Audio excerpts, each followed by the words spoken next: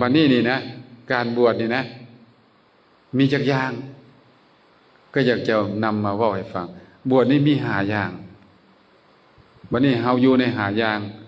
อยู่ในหมวดใดหมวด5อย่างนี่นะข้อใดเด้อฟังมึงเด้อข้อที่1อุปชีวิกาบวชมาเลี้ยงชีวิต2อุปกีริกาบวชมาเล่นสนุกสนาน3อุปทูสิกาบวชปาทุสหายศาสนา4อุปมุยิกาบวชมาหลงงมงวย5อุปนิสสนนัฏฐาบวชมาประพฤติปฏิบัติธรรมเพื่อออกจากทุกข์ลองอาจารย์อธิบายเธอละข้อไปเนาะหลังจากอาจารย์เทศไปนี่นะจบไปในที่เปิดโอกาสให้ถามผู้ใดมีปัญหายังอยากถามเกี่ยวกับธรรมะก็สามารถถามได้ช่วงนี้จะเว้าไปผู้ใดมีอย่างอยากจดไว้เราเว้าไปบ่เข้าใจข้าตั้งคำถามจดไว้นะอุปชีวิกาแปลว่าบวชเลี้ยงชีพบวชเลี้ยงชีวิตเป็นอย่างค่อยว่าจังซั่นบางคนเนาะบางคนนี่มีปัญหาในครอบครัวหากินบ่กุ้มปากหรือว่ามีปัญหาในครอบครัวบวชมาแล้วก็อาศัยศาสนาบิณฑบาตสันบ่ต้องเฮ็ดไร่เฮ็ดนาอยู่สบายเพราะในพุทธศาสนามีลาภหลายมีลาภสักการะหลายคนลาวชาวพุทธเฮาก็บ่ได้ปล่อยครูบาอาจารย์อื่นอยากไปบ้านใดก็เฮ็ดบุญดีแม่นบ่ล่ะเฮาสังเกตเบิ่งเศรษฐกิจจะเป็นจังไดเศรษฐกิจจะดีหรือบ่ดีก็อย่าแต่การเฮ็ดบุญยังคือเก่าอยู่แสดงว่าคนลาวชาวพุทธเรานี้มีศรัทธามั่นคงในพุทธศาสนาบัดนี้บางคนคิดบ่ดีนะมาบวชเลี้ยงชีพอยู่ไปสบายกินนอนไปอันนี้อันหนึ่งเนาะบ่แม่นได้เว้าให้ผู้นั้นผู้นี้บ่แม่นได้อันนี้เว้าตามนี้2บวชมาเล่นอุปกีริกามาเล่นสนุกสนานบวชมาแล้วก็บ่เฮ็ดหยังมาเล่นโทรศัพท์มาเล่นเกมมาจัดทองจัดทัวร์หรือว่าจัดคอนเสิร์ตจัดงานบุญต่างๆสนุกสนานแบบนี้นะบวชมามวนมาซืนแบบนี้นะเอิ้นว่าบวชมาเล่นสนุกสนานจะมีเงินแล้วก็ไปเที่ยวหันไปเที่ยวนี่สนุกสนานม่วนแบบนี้นะ2 3บัดนี้อุปทูสิกาแปลว่าบวชมาปทุสหายศาสนาบวชเข้ามาแล้วก็บ่ตั้งใจห้ำเฮียนศึกษาบวชแม่แล้วก็เฮ็ดผิดธรรมวินัยบ่ปฏิบัติตามพุทธบัญญัติพระวินัยของพระพุทธเจ้าบิดเบือนพระธรรมวินัยพระพุทธเจ้าทำลายธรรมวินัยพระพุทธเจ้าเอิ้นว่าบวชมาปทุสหายศาสนาปัจจุบันนี้เฮาได้ยินข่าวแม่นบ่ครูบาอาจารย์เฮาก็เอาตรงญาติโยมก็คือจะได้ยินตามสื่อต่างๆว่าพระวัดนั้นบ่นั้นบ่นี้เฮ็ดบ่ดีนั่นนี่ชื่อเสียงของศาสนาเสียศรัทธาของเอาตัวโยมก็ตกนี่ถือว่าเฮานี่นะถ้าเฮ็ดจังซั่นเฮ็ดบ่ดีแบบนี้ถือว่าเฮานี่มาปทุสหายศาสนาเฮ็ดให้ศาสนาเสื่อมจังซี่ถือว่าบ่ดีเนาะแนวนี้เนาะข้อที่4อุปมุยิกาบวชมาหลงงมงวยบวชมาแล้วก็บ่ศึกษาธรรมวินัยของพระพุทธเจ้าอยากเฮ็ดหยังก็เฮ็ดผิดเพี้ยนไปเอาแบบพราหมณ์ได้เอาแบบผีได้ไปเที่ยวบวงสรวงบ่นั่นไปเที่ยวบวงสรวงบ่นี่เฮ็ดปลุกเสกเรียกยันบอกใบ้ให้หวยเฮ็ดน้ำมนต์พ่นน้ำหมากแบบนี้ปลุกเสกเรียกยันสะดอเคราะห์สะดอนามพระพุทธเจ้าบ่ได้สอนไว้ก็พากันเฮ็ดแบบนี้เฮ็ดให้ศาสนาเสื่อมเสียอุปมุยิกาเนี่ยบวชมาหลงงมงวยบ่ศึกษาธรรมวินัยอันนี้ก็ถือว่าบ่ดีนั่นนี่เนาะข้อที่5เนี่ยข้อที่5บวชมาแล้วนี่สนันถามแปลว่าบวชมามีเป้าใดมีเป้าหมายบวชมาเพื่ออะไรได้บ่เนี่ยเพื่อหยังล่ะเพื่อประพฤติปฏิบัติขัดเกลาตัวเองทั้งกายวาจาใจที่มันบ่ดีให้มันดีขึ้นลดละเลิกสิ่งที่บ่ดีบ่งามออกไปแล้วก็ตั้งจิตตั้งใจประพฤติปฏิบัติรักษาวินัยตั้งจิตตั้งใจ ไหว้พระตั้งใจสวดมนต์ตั้งใจนั่งสมาธิตั้งใจฟังเทศน์ปฏิบัติธรรมแล้วก็เป้าหมายต่อไปเพื่อเป็นอุปนิสัยเป็นปัจจัยสร้างบุญบารมีสั่งสมบุญบารมีให้มันหลายขึ้นเพื่อหยังเพื่อพ้นจากทุกข์พ้นจากอาสวะกิเลสเพื่อมรรคเพื่อผลเพื่อพระนิพพานอันนี้นี่ถือว่าเป็นเป้าหมายของพระพุทธเจ้าเฮาอัน4ข้อนะที่เว้ามา4ข้อนะ1บวชมาเลี้ยงชีวิตบวชมาเล่นบวชมาประทุษร้ายศาสนาบวชมาหลงงมงวยถือว่า4ข้อเนี่ยบ่แม่นเป้าหมายของพระพุทธศาสนาตัวที่5เนี่ยนิสรณัฏฐะเนาะนิสรณัฏฐะเนี่ยแปลว่าบวชมาเพื่อออกจากทุกข์เพื่อประพฤติปฏิบัติธรรมให้พ้นทุกข์เพื่อถึงมรรคถึงผลถึงพระนิพพานเฮาจะบวชมาไม่เฮาบ่ฮู้ดอกพระนิพพานเป็นจังได๋เฮาก็ค่อยเรียนไปเบิ่งเพราะว่าเป้าหมายตัวนี้นะอาจารย์อยากอธิบายคำว่าบวชมาเพื่อบรรลุมรรคผลนิพพานเพื่อพ้นทุกข์เนี่ยนะอยากจะขยายตรงนี้แล้วกับเวลาเฮาบวชมาให้เฮาถามตัวเองอยู่เรื่อยๆเฮาถามตัวเองอยู่เรื่อยๆนะว่าบวชมาเฮ็ดหยังเฮาบวชมาหยังบวชมาแสวงหาลาภยศสรรเสริญสุขบ่หรือบวชมาหยังต้องมีคำตอบอาจารย์บอกแล้วว่าบวชมาเพื่อประพฤติปฏิบัติธรรมเพื่อสั่งสมบุญบารมีเพื่อความพ้นทุกข์นี่เป้าหมายพุทธศาสนาเพิ่นมีเป้าหมายแบบนี้ฉะนั้นเนาะเฮาบวชใหม่เฮายังบ่ทันฮู้เป้าหมายก็ให้ฮู้ซะจะบ่ต้องหลงทางนั่นว่าล่ะมันจะเพี้ยนไปเด้บวชใหม่ๆนี่ดีแต่บวชไปโดนไปก็เพี้ยนไปเพี้ยนจากเป้าหมายนะเพราะพระพุทธเจ้านี่เพิ่นเป้าหมายในศาสนาเพิ่นนี่เพื่อพระนิพพานได้เพื่อบรรลุมรรคผลเพื่อพระนิพพานเพื่อความพ้นทุกข์ได้เป็นจังซี่ฉะนั้นเราต้องเดินตามทางเพิ่นเนาะฉะนั้นนี่จะพ้นทุกข์ได้จังใดเอาเฮ็ดจังใดสิพ้นทุกข์พระพุทธเจ้าเพิ่นวางธุระหน้าที่ไว้ในพุทธศาสนาเด้บวชเข้ามาแล้วมีหน้าที่2เขาจะต้องเฮ็ด2อย่างหน้าที่ที่1ก็คือคันถาธุระให้ศึกษาห้ำเฮียนพระธรรมวินัยให้เข้าใจของสูตรของเทศเพิ่นไหว้พระสวดมนต์จังใดเพิ่นปฏิบัติธรรมจังใดเพิ่นเฮ็ดจังใดก็ให้ฮู้ให้เฮียนให้ฮู้ก่อนเพราะว่าในกฎของการบวชนะให้อยู่นำอุปชฌาย์อาจารย์5ปีให้ศึกษาธรรมวินัยให้เข้าใจสิเว้าเทียบทางโลกให้ฟังเนาะ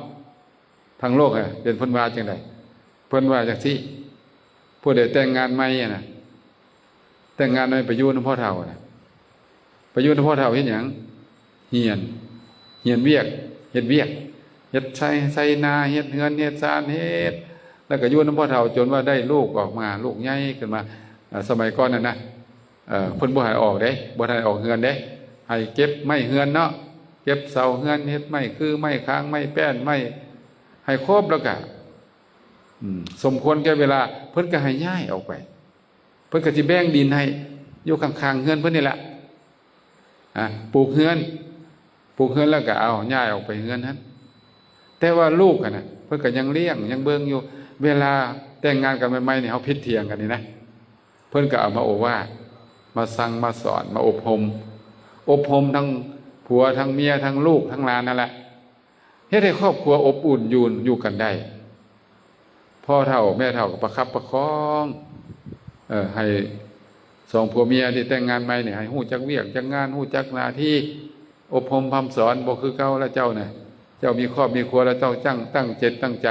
สร้างครอบสร้างครัวเลี้ยงลูกเลี้ยงหลานจนว่าเพิ่นมั่นใจก็ให้ออกเงินไปแต่ว่าก็ยังเบิ่งอยู่เด้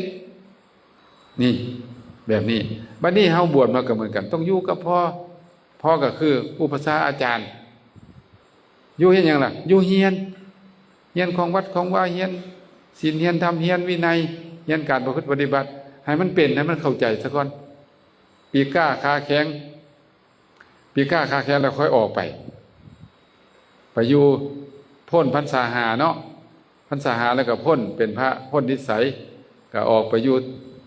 ไปเป็นเจ้าอาวาสอยู่ไสก็เป็นบัดนี้จะไปอยู่ไสก็ไปกุ้มตัวเองเลยเด้กุ้มตัวเลยเด้เห็นบ่ทางโลกกับทางธรรมนี่คือกันเด้ผู้ใดมีครอบครัวแล้วสิฮู้แม่นบ่อยู่นี่ผู้ใดแต่งงานมาแล้วเนี่ยสิฮู้อาจารย์ยังบ่ได้แต่งงานแต่อาจารย์ก็ฮู้เนี่ยเบิ่งเอาเด้อเบิ่งเอาเบิ่งเขาเจ้าเฮ็ดนะบ่ได้แต่งงานนำพระเจ้าดอกแต่ว่าก็บ่ได้ผู้ญาติผู้ใดลื่นดอกแต่งไปโลด ศึกษาธรรมวินัยให้เข้าใจเฮาคอยไปแยกตัวไปอยู่เพิ่นก็สิส่งไปดอกถ้าอยู่นำเพิ่นโดนๆโอ้องค์นี้นี่นะกุ้มตัวเองแล้วนี่เอ้าวัดใดว่างเห็นบ่ล่ะวัดใดว่างบ่มีพระจำพรรษาเพิ่นก็สิส่งไปอยู่วัดนั้นส่งไปอยู่ได้เป็นเจ้าอธิการวัดปกครองวัดเป็นจังซี่หมายความว่าข้อที่1นี่ธุระหน้าที่คนนี้ให้เฮียนซะก่อนอย่าเฝ้าไปหลายถ้าว่าบ่เฮ็ดตามนี่นะบ่รอดได้สมมติว่าแต่งงานปุ๊บแยกเฮือนเลยนะแยกครอบครัวเลยนะบ่อยู่นำพ่อเฒ่าแม่เฒ่านี่นะบ่อยู่นำพ่อนำแม่นี่เอาไปอยู่เป็นครอบครัวน้อยอันใดก็บ่เป็นบ่เฮ็ดอีหยังก็บ่เป็นมาเนี่ยจิตใจก็บ่ทุนบ่เที่ยงเดี๋ยวก็เบิ่นก็ผิดกันแม่นบ่ล่ะผิดกันก็เถียงกันก็ตีกันห่างกันไปแม่นบ่เห็นบ่ล่ะไปบ่รอดได้เด้บัดนี้มีลูกขึ้นมาเนาะเดี๋ยวก็จังลูกน้อยจังลูกใหญ่โอ้ยสารพัดนี่แหละปัญหามันน่ะลูกยังน้อยคอยก็บ่มีเฮ็ดจังได๋ฉะนั้นเพิ่นต้องให้อยู่นำเพิ่นก่อนเพิ่นสิเบิ่งเพิ่นสิแยงเบิ่งทั้งผัวเบิ่งทั้งเมียเบิ่งทั้งลูกให้พร้อมอบรมสั่งสอนลูกหลานก็อบอุ่นเวลาเฮาไปเฮ็ดเวลาพ่อแม่ไปเฮ็ดเวียกลูกหลานก็มาอยู่นำพ่อเฒ่าแม่เฒ่าพ่อตู้แม่ตู้น่ะก็บ่ยุ่งบ่ยากเพิ่นก็เลี้ยงฮักแพงเด็กน้อยอยู่นำผู้เฒ่านะมันก็อบอุ่นผู้เฒ่าก็อยู่นำน้อยก็มีความสุขเงินบ่มีซานหลานบ่มียายมันบ่คักบ่ล่ะเงินต้องมีซานหลานต้องมียายมียายเฒ่ามาเบิ่งให้จังซี่สูตรบ่น่ะอันนี้ก็เหมือนกันเนาะบวชปุ๊บแล้วก็ไปเป็นเจ้าอาวาสเลยบ่ฮู้ใต้ฮู้เหนือหยังว่าเนี่ยนะเอาไปมาโอ้ยซิกดีกว่าผมว่าเห็นบ่ฉะนั้นคือกันเด้ทางโลกทางธรรมนี่คือกันเด้สิบอกให้เอาเฮียนแล้วเนาะเฮียนฮู้แล้ววันนี้นะเฮียนฮู้แล้วบัดนี้ข้อที่2เฮียนแล้วไปปฏิบัติได้เฮียนแล้วให้ไปปฏิบัติปฏิบัติคือจังซี่ละฮู้จักไหว้พระฮู้จักสวดมนต์ฮู้จักนั่งสมาธิฮู้จักย่างจงกรมฮู้จักรักษาจิตรักษาใจฝึกสติฝึกสมาธิให้จิตใจทุ่นเที่ยงนิ่งนี่ถ้าฝึกได้นี่นะถ้าอยู่ต่อก็ดีไปถ้าบ่อยู่นะสิกขาประเภทไปมันก็เอาไปใช้แม่นบ่ล่ะเฮาเอานี่นะเอาระบบเพิ่นฝึกเฮานี่นะฝึกสติสมาธิอันนี้เป็นภูมิสติเฮาก็เอาไปใช้ในชีวิตฆราวาสก็ได้ก็เฮ็ดให้เฮาได้จิตใจทุ่นเที่ยงนิ่งขึ้นไปเฮ็ดเหตุการณ์อยู่ตามบริษัทก็โอ้ดีเฮ็ดได้ดีเนาะออกไปอยู่นำครอบนำครัวก็ดีนะเปลี่ยนเป็นคนละคนแต่ก่อนมักกินเหล้ากินยามักเที่ยวมาบวชแล้วเป็นคนหู้ผู้ดีเนาะสมเนาะว่าบวชเรียนเขียนอ่านนี่เนาะเนี่ยฉะนั้นนี่บวชแล้วนะบวชแล้วต้องศึกษาหำเรียนแล้วก็ต้องลงมือปฏิบัติเป็นจังซี่เมื่อปฏิบัติไปแล้วเป็นจังไดต่อไปผลของมันน่ะเมื่อปฏิบัติไปแล้วจิตใจก็สงบมีสติสมาธิดีกิเลสค่อยลดค่อยเลิกละค่อยเลิกกิเลสไปนะถ้าบุญมีวาสนาขึ้นก็อาจจะได้บรรลุมรรคผลนิพพานในที่สุดในชาตินี้ถ้าว่ายังบ่ได้บรรลุก็บ่เป็นหยังก็สร้างสมบุญบารมีต่อไปเพื่อบรรลุในภพต่อไปพระพุทธเจ้าเพิ่นก็สร้างบารมีมาหลายชาติได้ก็จะสำเร็จนั่นน่ะก็จะสำเร็จนั่นบ่ง่ายเด้ต้องสร้างบารมีต่อเนื่องหลายชาติก็บ่ต้องท้อบ่ต้องถอยนะฉะนั้นเนาะก็อยากเว้าสู่ฟังว่าเฮาอยากไปพระนิพพานเฮาควรจะเฮ็ดจังไดดีจะอุปมาให้ฟังว่าเฮาสิไปหลวงพระบางเนี่ยเฮาสิเฮ็ดจังไดมีผู้ใดตอบได้บ่สิไปหลวงพระบางเฮ็ดจังไดผู้ใดเคยไปหลวงพระบางย่างไปบ่ขี่รถไปบ่เหาะไปบ่เฮ็ดจังไดเฮาต้องศึกษาเนาะ หลวงพ่อบางนี่มันอยู่ไสอยู่ทั้งเหนือหรือทั้งใต้หลวงพ่อบางเนี่ยฮะฮู้บ่อยู่ทั้งเหนือหรือทั้งใต้โอ้อยู่ทั้งเหนือนี่นะไปทางไหน13เหนือถนน13เหนือนี่ขึ้นไปทางนี้น่ะแล้วสิไปทางไหนย่างบ่โอ้ย่างสิฮอดบ่ล่ะสิบ่ตายบ่เอาขี่รถมีเงินแล้วบ่มีขี่รถมีเงินแล้วบ่ขี่รถไฟบ่ขี่ยนต์บ่มาเบิ่งมูลค่างบประมาณก่อนแล้วหลวงพ่อบางมีไดมีหยังแด้ไปเที่ยวบ่ได้เอามาเบิ่งดูเอากรุ๊ปทัวร์มาเบิ่งดูมาศึกษาเบิ่งดูศึกษาทางไปศึกษาว่าเฮาสิไปพักอยู่ไสไปพักเฮือนพักใส่โรงแรมบ่อนใดเงินเฮามื้อนึงเท่าใดเฮาสิไปจักมื้อเฮาต้องศึกษารายละเอียดแบบนี้ซะก่อนเฮาค่อยไปเมื่อไปแล้วก็บ่มีปัญหาเพราะว่าค่ารถค่าอีหยังทุกอย่างค่าอยู่ค่ากินแม่นบ่เฮาเตรียมไว้พร้อมแล้วเตรียมไว้แล้วไปก็ม่วนถ้าบ่ได้ศึกษาแนวนี้แล้วไปไหมบ่ม่วนดอกอาจจะมีปัญหาแม่นบ่ล่ะฉะนั้นเนี่ยเฮาจะไปนิพพานเนี่ยเฮาก็ต้องศึกษาเรื่องพระนิพพานซะก่อนวันนี้อาจารย์อยากจะลมสู่ฟังว่าหนทางจะไปพระนิพพานนี่เป็นจังได พระนิพพานอยู่ไสนี่พระนิพพานอยู่ไสแล้วไปเฮ็ดหยังนี่ต้องฮู้ได้อันนี้ก็ได้ก็เลยอยากเว้าเรื่องว่า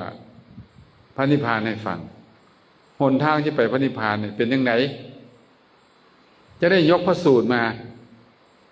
าเล่าสู่ฟังมีหลายพระสูตรเนาะมีหลายพระสูตรก็จะนำมาตามที่เวลาจะมีเนาะอาจารย์ก็เอาโมงมาแล้วเบิ่งโมงก่อน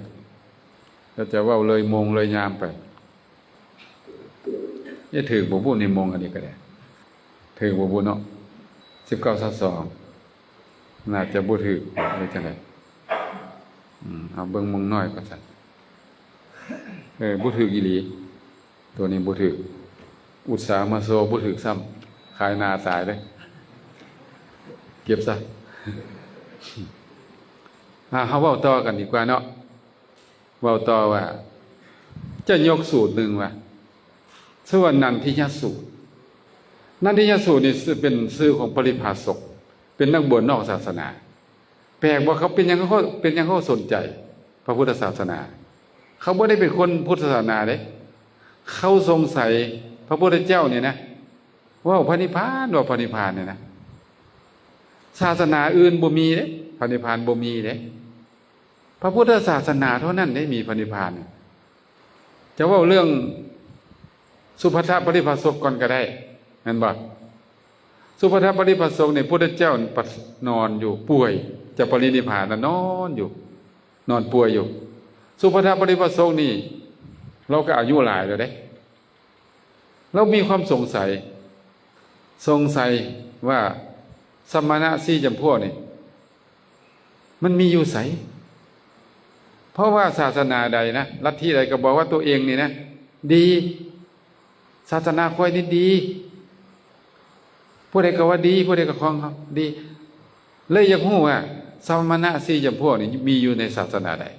ถ้ามีอยู่ในศาสนาเราจะไปบวชเราเป็นปริภาสกนอกศาสนาก็จริงอยู่แต่ว่าเรายังตัดสินบ่ได้ว่าศาสนาใดดีแต่ก่อนมันก็มีหลายลัทธิแม่นบ่ล่ะในอินเดียน่ะวันนี้พระพุทธเจ้านอนป่วยอยู่เราก็เข้าไปพระอานนท์ห้ามว่าท่านปริภาสกอย่าไปกวนพระพุทธเจ้าเลยตอนนี้พระพุทธเจ้าป่วยอยู่อย่าไปกวนเพิ่นเลยแล้วก็บอกว่าขอให้ข้าน้อยเข้าไปถามได้ข้าน้อยมีปัญหานี่โดนแล้วอยากจะถามบ่มีเวลาถามเพิ่นเทื่อที่1เทื่อที่2เทื่อที่3ห้ามพระพุทธเจ้าได้ยินก็เลยบอกว่าอานนท์ให้เข้ามาให้สุภัททปริภาสกเข้ามาบ่ต้องห้ามละเข้ามาลดพระพุทธเจ้าเฮาเนี่ยถึงนอนป่วยอยู่ก็ตามยังอนุเคราะห์ได้ยังคิดอนุเคราะห์สัตว์โลกได้บ่เป็นธรรมดาเด้นอนป่วยนี่นะยังอนุเคราะห์ยังมีเมตตาแล้วก็เข้าไปถามพระพุทธเจ้าว่าสมณะ4จำพวกเนี่ย มีอยู่ในธรรมวินัยใดมีอยู่ในศาสนาใดเด้ฮู้จักสมณะสี่จำพวกบ่คั่นน่ะฮะฮู้บ่ฮู้เนาะสมณะสี่จำพวกคือโสดาปฏิมรรคสกทาคามิมรรคอนาคามิมรรคอรหัตตมรรคพระอริยบุคคลสี่จำพวกพระโสดาสกทาคาอนาคาอรหันต์เพิ่นบอกว่ามีอยู่ในศาสนาใดพระพุทธเจ้าได้ตอบจังซี่คั่นน่ะตอบว่าอริยมรรคมีองค์8มีอยู่ในศาสนาใดศาสนานั้นมีสมณะสี่จำพวก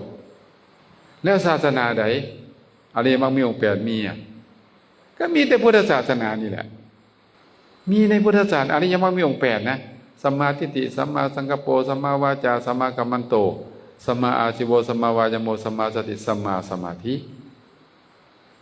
8ถ้าย่อลงเหลือ3ศีลสมาธิปัญญานะย่อๆศีลสมาธิปัญญาหมายความว่าศาสนาใดเนี่ยมีอริยมรรคมีองค์8มีศีลสมาธิปัญญาเนี่ยศาสนานั้นจะมีพระอริยะสี่จำพวกว่าจังซี่แล้วเพิ่นก็ตัดต่อไปอีกว่าถ้าว่าธรรมวินัยใดนี่นะประพฤติปฏิบัติตามอริยมรรคมีองค์8นี้โลกจะบ่วางจากพระอรหันต์หมายความว่าปฏิบัติตามอริยมรรคมีองค์8เนี่ยโลกจะบ่วางพระอรหันต์เห็นบ่คั่นน่ะอริยมรรคมีองค์8นี่นะคือศีลสมาธิปัญญานี่ก็ได้เนาะถ้าว่ามีประพฤติปฏิบัติตามนี้จะได้บรรลุธรรมจะถึงความพ้นทุกข์จะถึงมรรคถึงผลพระนิพพานว่าจังซี่แสดงว่าปัจจุบันนี้นะในพุทธศาสนาเฮานี้ยังมีพระอริยะอยู่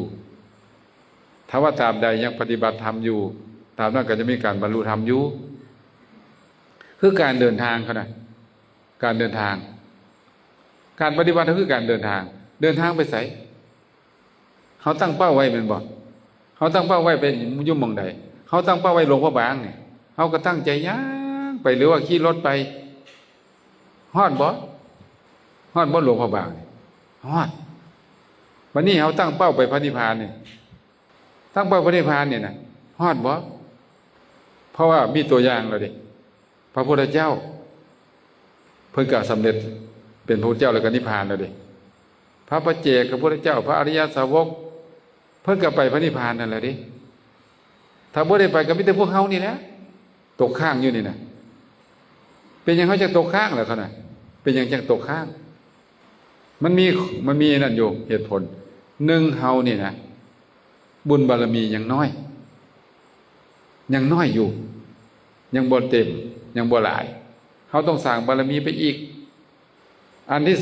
2เฮาเริ่มซ่าเฮาย่างน้ำก้นหมู่เฮาสิไปแซงได้จังได๋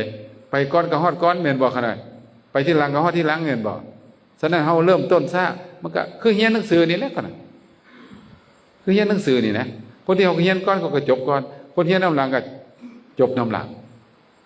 คิดจังซี่มันสบายใจครับให้ประพฤติปฏิบัติธรรมแบบนี้แหละไปนะไปเรื่อยๆจิตใจมันก็ค่อยสงบเนาะสติจะดีปัญญาจะดีขึ้นก็จะเป็นปัจจัยการเดินทางทั้งจิตทั้งใจได้ขนาดเดินทางแบบนี้บ่เป็นเดินทางย่างไหนเดินทางด้วยการปฏิบัติธรรมอยู่กับที่นี่เด้แต่ว่าจิตใจมันก็หักสูงส่งขึ้นเนาะสรุปแล้วก็คือพระพุทธศาสนานี่นะสอนพระนิพพานสูงสุดเลยบ่แม่นสอนเรื่องไปเป็นมนุษย์เป็นเทวดาไปเป็นพรหมแต่ว่าสอนให้บรรลุมรรคผลนิพพานเลยพ้นทุกข์พ้นอาสวะกิเลสขอให้เฮาตั้งจิตตั้งใจนะตั้งจิตตั้งใจเฮ็ดนี่นะแล้วก็ในอีกหลายๆสูตรนะก็จะยกมาให้ฟังในปาลังคมสูตรปาลังคมสูตรว่าด้วยการข้ามฟังถึงพระนิพพานพระพุทธเจ้าได้ตรัสกับพระภิกขุว่าภิกขุทั้งหลายทำ8ประการนี่บุคคลเจริญให้หลายแล้วเฮ็ดให้หลายแล้วเจริญหลายแล้วจะเป็นไปเพื่อพระนิพพาน เพื่อวิมุตติหลุดพ้นเพื่อมรรคผลเพื่อพระนิพพานมีพระนิพพานเป็นเบื้องหน้ามีพระนิพพานเป็นที่สุดทำ8ประการนั่นคือหยังทำ8ประการนั่นคืออริยมรรคมีองค์8สัมมาทิฏฐิสัมมาสังกัปโปสัมมาวาจาสัมมากัมมันโตสัมมาอาชีวะสัมมาวายโมสัมมาสติสัมมาสมาธิฟังไว้ก่อนเนาะยังบ่เข้าใจก็บ่เป็นหยัง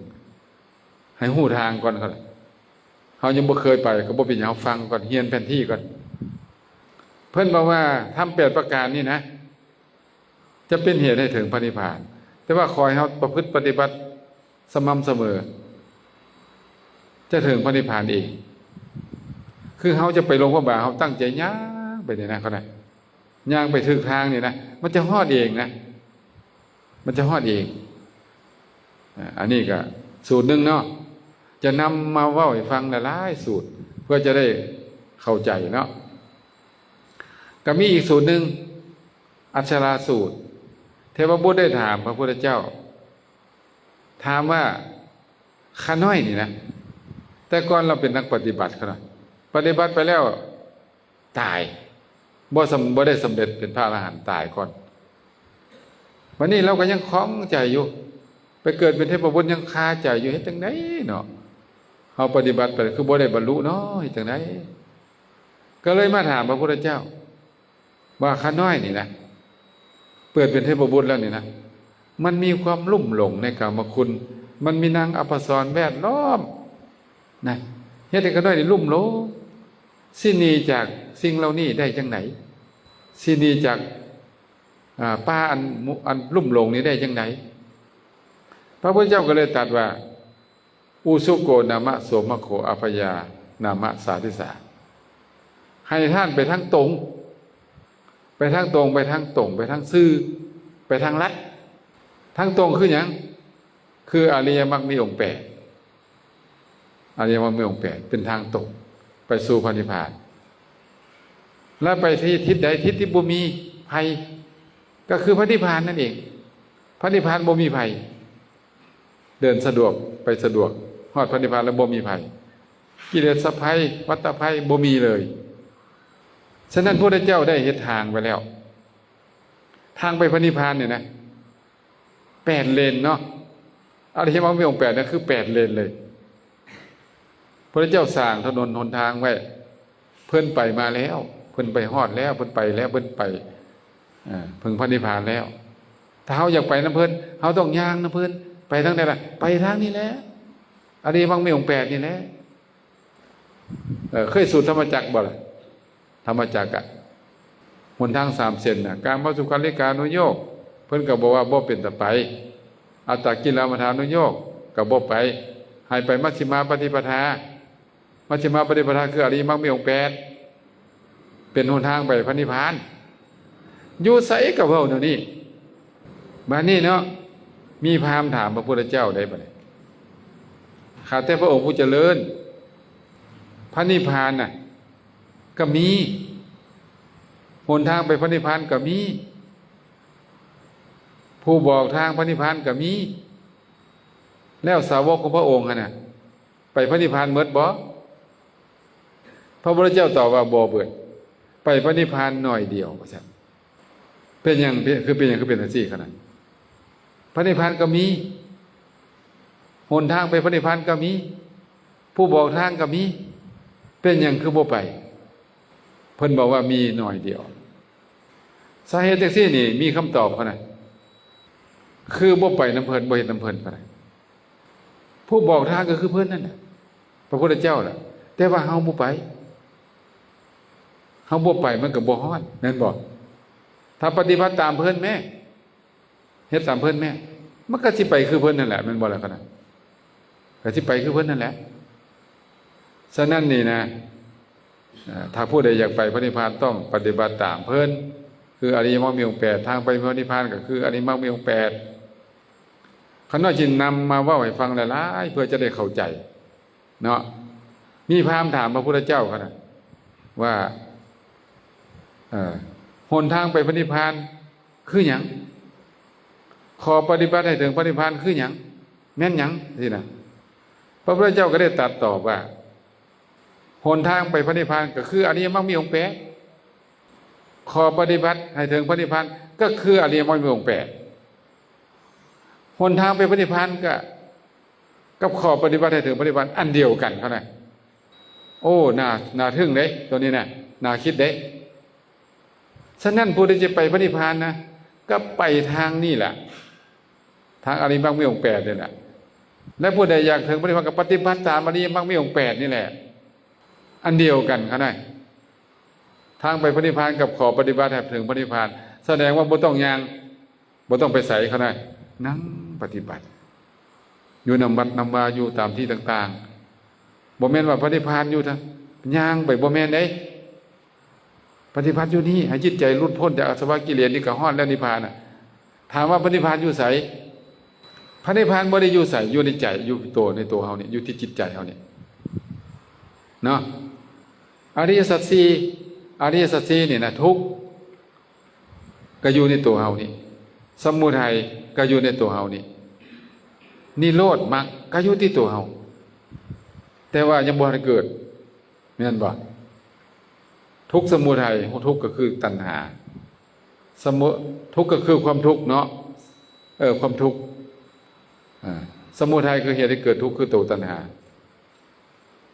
เขามีสองแล้วเดี๋ยวนี้นะขาดไปอีกสองนิโรธพระนิพพานมรรคขาดสองอันนี้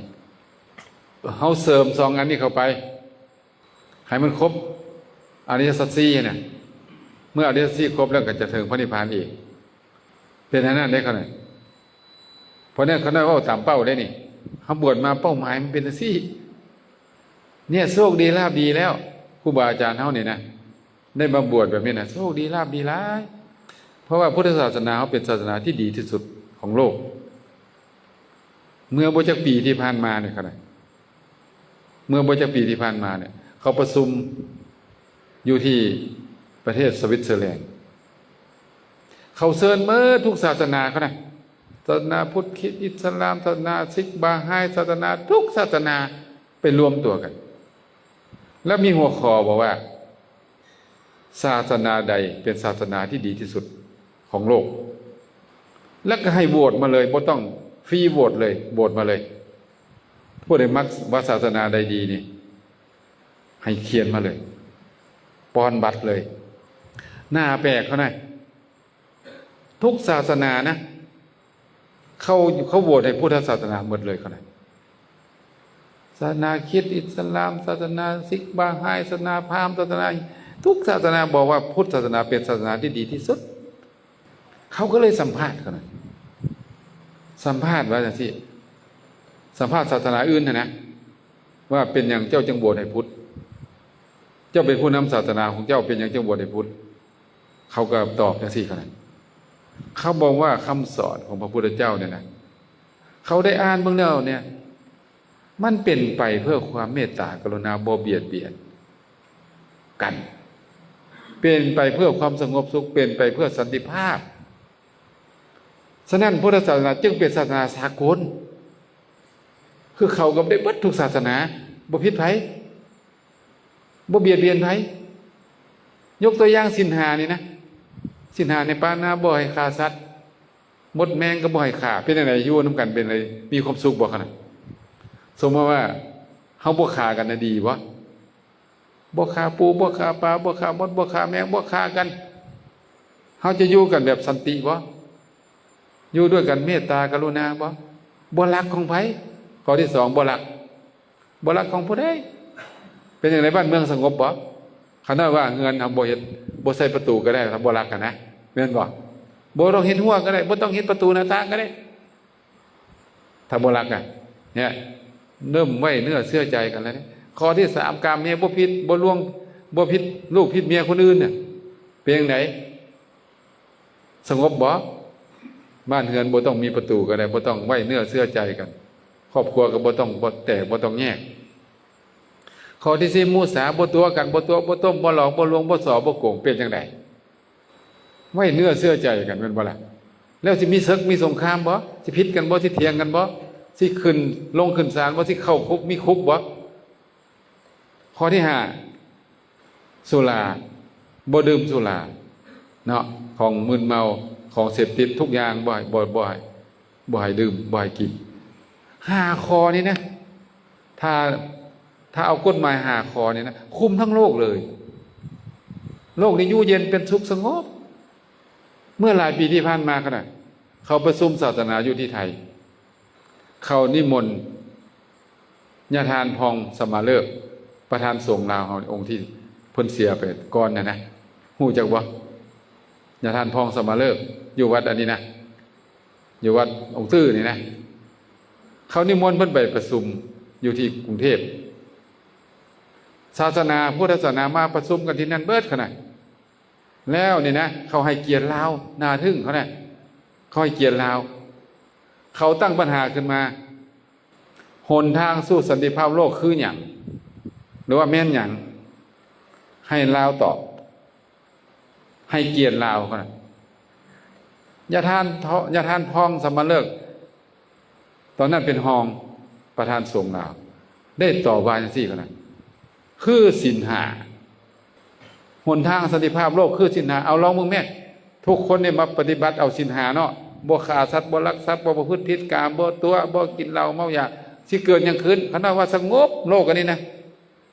บ่มีทหารบ่มีตำรวจแม่นบ่ขนาดบ่มีทหารบ่มีตำรวจบ่มีคนลักบ่มีคนโกงบ่มีคุกก็บ่ต้องมีแม่นบ่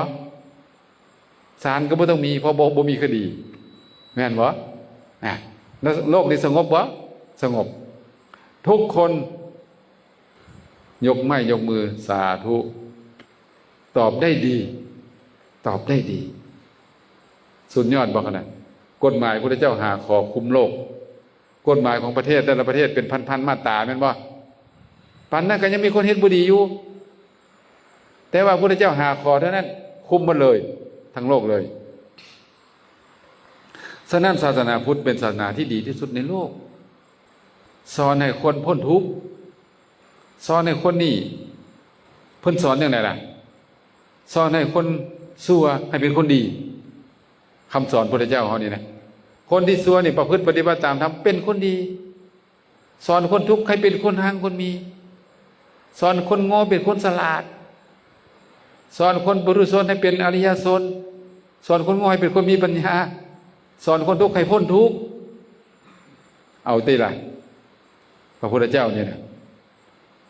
ฉะนั้นถ้าทำไม่มีในพุทธธรรมพุทธมะพุทธเจ้าเนี่ยนะถ้าผู้ใดได้เอาไปพฤติปฏิบัติเนี่ยรับรองว่าลดละเลิกกิเลสแน่นอน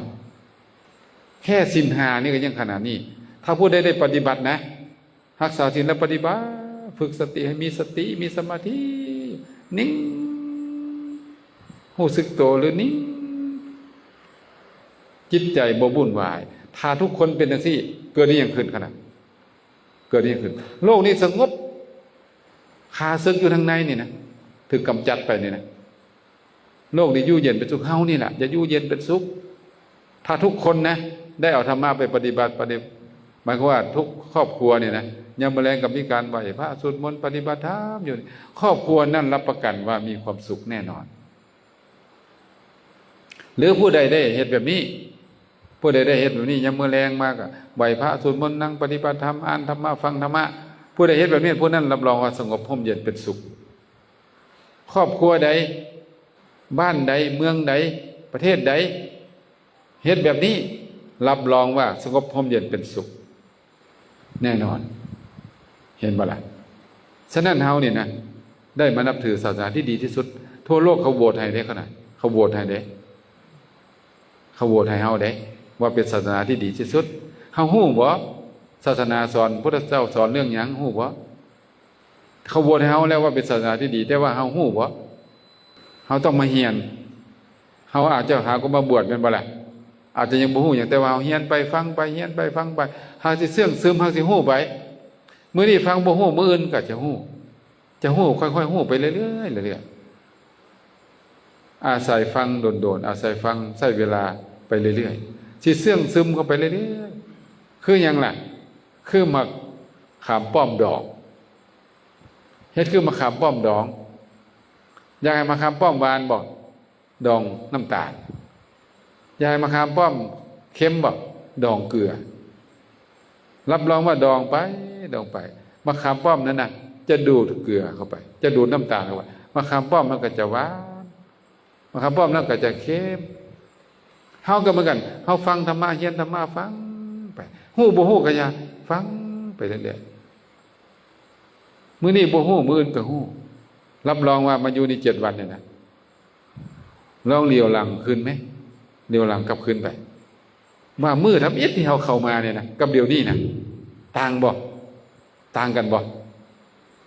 อาจารย์ว่าต่างแน่นอนมีมุมมองที่ดีขึ้นจิตใจสภาพจิตใจดีขึ้นทุกอย่างมันจะดีขึ้นเองโอ้ปฏิบัติแค่นี้มันก็ดีปะนี่บ่เนี่ยถ้าปฏิบัติโดนๆสิเป็นจังได๋อ้าวก็ดีแห่งดีแหละเนาะมันก็แห่งดีตัวบ่แม่นดีธรรมดาได้ขนาดไปสวรรค์ไปนิพพานบ่ได้สิบอกให้ได้ฉะนั้นจึงว่าวิธีปฏิบัติเนาะอันนี้มักมีองค์แปลกก็ย่อลงมาถามว่ามันหลายก็ย่อลงมาเอาศีลสมาธิปัญญาก็ได้แม่นบ่ถ้าหลายพุ่นโอ้อันนี้มักมีองค์แปลกนี่หลายพุ่นเอาศีลสมาธิปัญญามาปฏิบัติศีลก็รักษาศีลให้ดีสมาธิก็ฝึกให้มีสมาธิฝึกสติให้รู้สึกโตฝึกลมหายใจให้มีสติทุกลมหายใจเข้าออกแล้วก็เวลาเฮานิ่งเฮาติงก็รู้สึกโตเวลาเฮานิ่งก็รู้สึกอยู่เรื่อยๆมีสติคุมอยู่เรื่อยๆกิเลสมันก็อ่อนโตเด้คุมมันน่ะเห็นบ่ล่ะเมื่อกิเลสอ่อนโตก็จิตใจก็เยือกเย็นนิ่งความสุขอยู่ไสความสุขอ่ะความสุขอยู่ไสส่วนหลายเฮาคิดว่าความสุขอยู่หม้องหันอยู่หม้องนี่มันบ่เฮาก็แล่นมันว่าอยู่นำร้านอาหารบ่ความสุขนี่ก็แล่นไปร้านอาหารก็บ่แม่นความสุขอยู่ที่คาราโอเกะบ่ก็แล่นไปคาราโอเกะบ่แม่นความสุขอยู่ประเทศนั้นประเทศนี้อยู่บนที่ท่องเที่ยวก็ไปบ่แม่นที่แท้ความสุขบ่ได้อยู่กายอยู่ใจพี่เฮ็ดใจให้มันสงบซะเมื่อสงบแล้วก็เกิดสุขบ่ความสุขจะเกิดบ่เกิดถ้าจิตใจบ่สงบไปโทษต่อให้เซินโลดไปใส่กระทุกข์คือเก่าเพราะว่าต้นต่อมันอยู่ที่เก่าบ่ถือมองคันคันขาเก่าหัวขัดเสาคันบ่ล่ะหมายความว่าความทุกข์ที่แท้มันอยู่ที่ใจพี่เฮาเราไปหามันสิไปหาใส่ล่ะสิหาใส่ที่พ่อล่ะไปที่ล่ะไปอเมริกาก็ไปใส่ก็ไปโลดเจ้าสิพ่อบ่ทุกข์แล่นหาความสุขตลอดชีวิตบ่พ่อที่อยู่ใกล้ๆพี่อยู่พี่อยู่ใจพี่เฮ็ดที่จิตใจมันสงบเนี่ยต้นต่อของมันเนี่ยต้นเหตุของมันน่ะความทุกข์ก็อยู่นี้แม่นบ่ความสุขก็อยู่ที่นี่เปลี่ยนแค่เปลี่ยนซื่อมันเป็นอย่างค่อยทุกข์มันวุ่นวายมันอยากได้มันโลภโกรธหลงมันมีความอยากได้ความโกรธความเกลียดกิเลสเต็มอยู่ในตัวนี่อุปมาให้ฟังง่ายๆเด้อเฮาป่วยนี่เป็นจังได๋เฮาเจ็บไข้ได้ป่วยเฮามีความสุขบ่ทุกข์หรือสุขป่วยนี่ทุกข์เนาะอยากให้เศร้าป่วยบ่อยากมีความสุขบ่อยากซะหน่อยป่วยก่อนเอายามากินไปหาหมอซะหาหมอแล้วมากินยากินไปค่อยๆสวงค่อยๆเศร้าแม่นบ่ค่อยๆดีขึ้นในที่สุดก็กินข้าวก็แซ่บนอนก็หลับเว้าก็นัวหัวก็ม่วนแม่นบ่ล่ะบัดนี้เป็นจังได๋บัดเนี่ยโอ้สบายอยู่ทางกินอยู่ทางนอนสบายเช่นเดียวกันก็ได้โรคเขามี2โรคเด้โรคกายโรคใจโรคกายนี่ปัวด้วยยาโรคใจปัวด้วยหยังปัวด้วยหยังโรคใจปัวด้วยธรรมะโอสถคือการปฏิบัติธรรมนี่มาฝึกไหวพระฝึกสวดมนต์นั่งสมาธิอยู่